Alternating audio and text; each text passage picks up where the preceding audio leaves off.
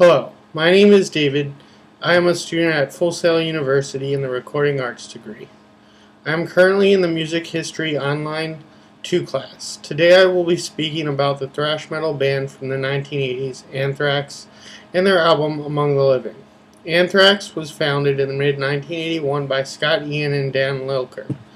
Anthrax was one of the big four thrash metal bands in the 1980s. Their album Among the Living was one that would cement their place in the metal scene of the time. The style this album was recorded in was one that was more raw than other music of the time. Among the Living is considered by most to be the band's best album. It was released in 1987. The album also expanded the band's subject matter for their music. It touched on issues of the time such as prejudice, drug abuse, and violence. The music recorded for the album also has a tendency to be in your face and extremely loud, with heavily overdriven guitar riffs.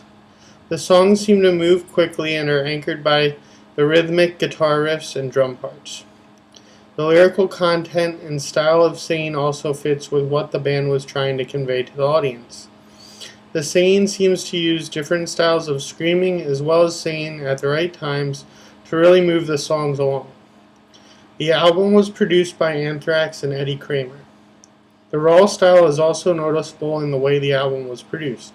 There is not a heavy amount of effects used throughout, making it seem as though the band is just playing their style of music, and the album is not extremely polished to sound perfect all the time. The musical content as well as the cover art took some of its themes from the horror movies at the time that would also become classics.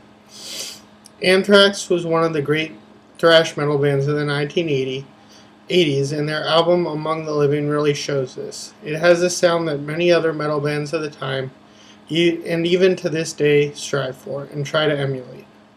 I feel this album really points the way for others in the industry, especially in the metal genre, to attempt to create work with meaning as well as interest to the listener that will keep relevant for a long period of time.